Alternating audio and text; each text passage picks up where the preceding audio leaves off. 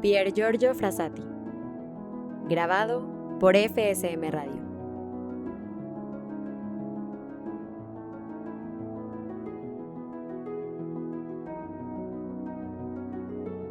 Capítulo 11, parte 2. Enemigo de todo compromiso, Giorgio era el primero en resistir a quien quiera cuando era necesario tomar posiciones por la verdad y la fe. Sin embargo, agrega otro, sabía ser, siempre que la ocasión se presentara, excelente amigo, sereno y objetivo en sus juicios, muy indulgente para con los errores ajenos que lamentaba, sin entregarse a comentarios inútiles con respecto a ellos. Si oía una conversación un poco atrevida, no se arrebataba, no fulminaba con anatemas, se contentaba con no participar en ella. Por lo demás, bastaba su presencia para contenernos, lo mismo que sin su compañía el mal no hubiese de existir. Las charlas inconsideradas, y sin embargo inocentes, de los salones, nos parecían indignas de él, con toda su presencia. En su presencia, la conversación adquiría un tono más viril, sin desistir, sin embargo, de la alegría y del buen humor que le acompañaban doquier. No obstante, cuando surgían discusiones entre nosotros, Pier Giorgio expresaba con claridad su parecer, sosteniendo el derecho de pensar por sí mismo y de manifestarlo. Por eso, gracias a él, la verdad y la justicia concluían triunfando siempre en los grupos en los que se hallaba. Cuando en un grupo se vacilaba acerca de una decisión que se había de tomar, bastaba verle aparecer para que cesara toda fluctuación y que se reunieran con él. Estando él presente, bastaba imitarle, pues con toda franqueza resolvía lo mejor con su sonrisa de costumbre, sencillamente, sin jactancia, como si se tratara de algo muy natural. Rebusquemos todavía algunos ejemplos en los escritos dejados por él. En una ocasión, fue huésped en Roma de los hermanos de las escuelas cristianas. Nos hallábamos, relata un testigo, en una habitación en la cual las camas estaban muy cerca unas de otras. Recuerdo que no pudiendo Pier Giorgio arrodillarse en el estrecho espacio comprendido entre su cama y la del vecino, se arrodilló muy sencillamente sobre su cama y rezó todas sus oraciones en la más recogida actitud. Aún después de las jornadas más cansadoras, jamás omitió sus oraciones. Este magnífico ejemplo fue para mí, lo confieso, más eficaz que un retiro, pues, desde entonces, recé fielmente mi oración de la noche, de rodillas, al pie de mi cama. En Plasencia, durante una gira de inspección a los pozos de petróleo, en las colinas vecinas a la ciudad, uno de sus compañeros, alumno como él de la escuela de minas, tuvo la buena suerte de ocupar una cama al lado de la de Pier Giorgio. Luego de retirarnos a nuestra habitación, escribe, charlamos largo tiempo de los estudios, de las visitas, paseos, etc. Después, me dijo bruscamente, ahora, buenas noches, aún debo rezar mis oraciones. Se arrodilló al pie de la cama. ¿Cuánto duró su oración? No sabría decirlo. Cuando me dormí, largo tiempo después, él estaba arrodillado todavía y sumido en el mayor recogimiento. Más tarde, me pregunté a menudo por qué, aquella noche, no me arrodillé a su lado para suplicarle me enseñase a orar como él solo sabía hacerlo. Me hubiera entregado, sin duda, el secreto de la felicidad de conversar con Dios. Y yo también hubiese gozado, tal vez, de esa felicidad, que lo mantenía sonriente en medio de las mayores contrariedades. En septiembre de 1919, se hallaba en Francavilla al Mare, en la costa del Adriático.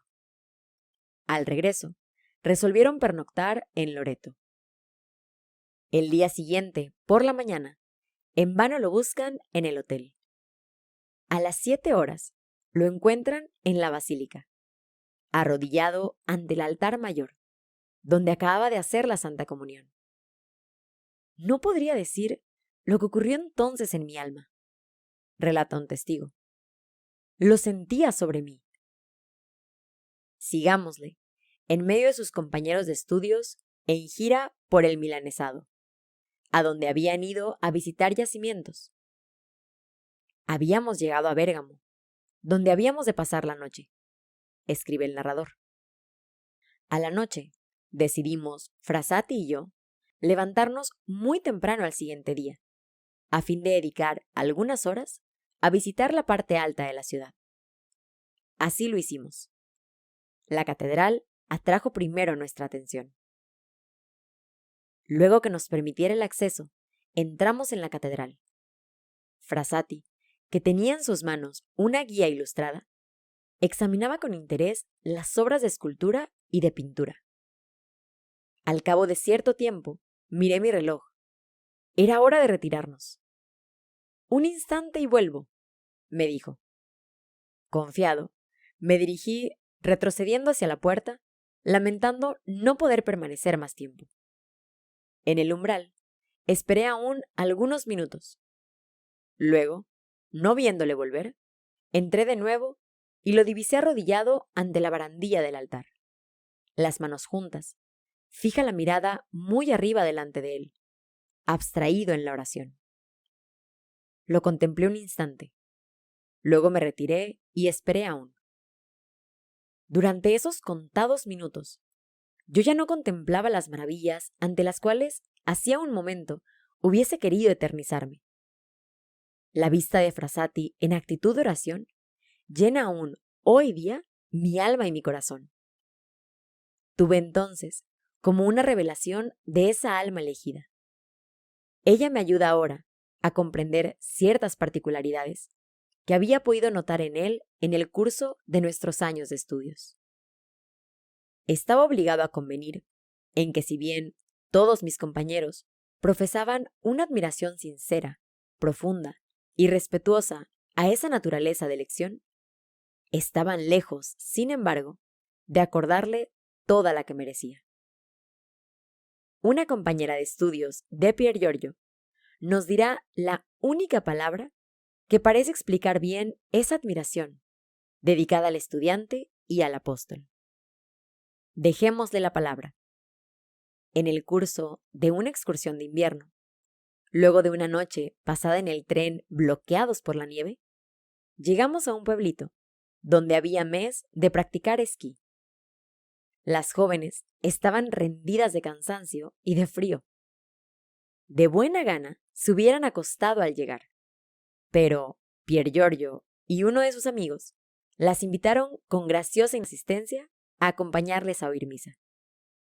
Una de ellas escribe: yendo a la iglesia, hablaba yo con una de mis compañeras del fervor de esos dos jóvenes que nos hicieran renunciar al sueño para asistir a misa.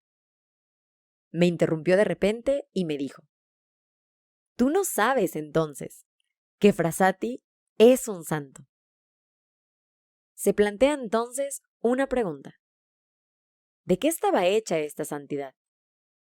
Aquellos que trataron de explicársela a sí mismos casi no tuvieron en cuenta el coeficiente atávico. Menos aún, hablaron de gracias excepcionales y de auxilios extraordinarios.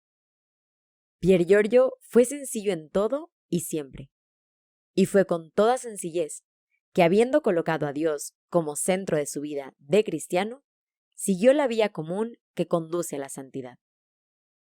Si se aproximó, si alcanzó ese muy alto grado de perfección que hace pensar en la santidad, pues no queremos prejuzgar las decisiones de la Iglesia, fue porque todo el esfuerzo de su voluntad tendía hacia esa finalidad.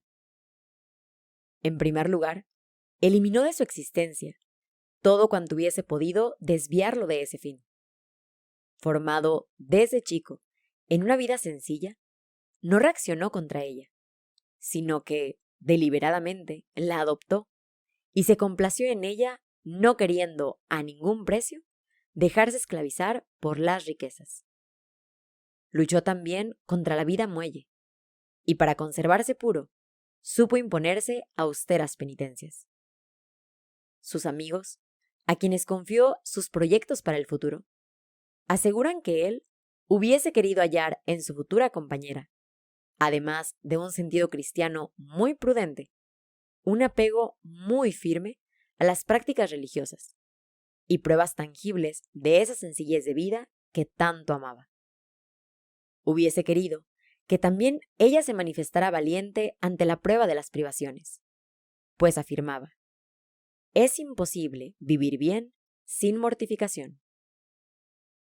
Se entregó con pasión al trabajo, porque éste es al mismo tiempo que un deber, una mortificación. Sustraerse a él le hubiese parecido hacer traición a su deber para con Dios, para con su familia, para con la sociedad. Demasiado débil para afianzar por sí mismo semejante tarea, buscó apoyo en Dios. En Dios, al que se esforzó en conocer cada día más, mediante el estudio, la oración y la unión íntima con Él en la Santa Eucaristía, a fin de comunicarlo a los demás a su vez. De sus cartas síguese que leyó íntegras la moral católica de Manzoni, las confesiones de San Agustín, las Escrituras, y que había comenzado a leer la Suma Teológica de Santo Tomás. Los amigos, que le vieron un día en el tranvía, entusiasmado de tal modo en la lectura de San Pablo, que no pudo dejar de leerles inmediatamente un pasaje, saben hasta qué punto tenía por íntima experiencia la intuición de pensamiento de San Pablo acerca de la fe, la que es, según el gran apóstol, compendio de las realidades en las que se espera y fundamento de las realidades que no se ven. De ahí su fidelidad, no solo a las prácticas religiosas, sino a la oración, que era para él no el pago de una deuda molesta, sino una necesidad vital. Se sentía tan solo sin Dios y tan débil se sabía sin la gracia. Pidámosle a Monseñor Pinardi nos hable con respecto a la misión de la Eucaristía en la vida de Pier Giorgio. Vivió de la Eucaristía porque supo que los jóvenes modelos de ayer, de hoy día y de todos los tiempos bebieron en ese sacramento la fuerza para realizar actos heroicos. Su fe y su devoción eucarística son la explicación adecuada de su vida de méritos y de virtudes. Digamos, para que nada falte, que las asociaciones y las obras a las cuales él diera su nombre, su tiempo, su dinero y su abnegación, le ayudaron también a elevarse muy arriba en el amor de Dios y del prójimo. Las amistades que contrajo con los círculos afinaron las cualidades de su corazón e hicieron más atrayentes sus virtudes. Las conferencias, al hacerle ver las miserias físicas y morales de la clase obrera, desarrollaron en él conciencia social y lo lanzaron resueltamente al apostolado y floreció en su belleza. Por eso principalmente merece ser propuesto como ejemplo y, por ese motivo, no podríamos concluir mejor este capítulo sino reproduciendo aquí la parte final de un artículo que el presidente del Círculo, Cesare Balbo, conde Baldovino di Rovasenda, hoy Fray Enrico O.P., escribía en la Conquiste Giovanili, después de la muerte de Pier Giorgio.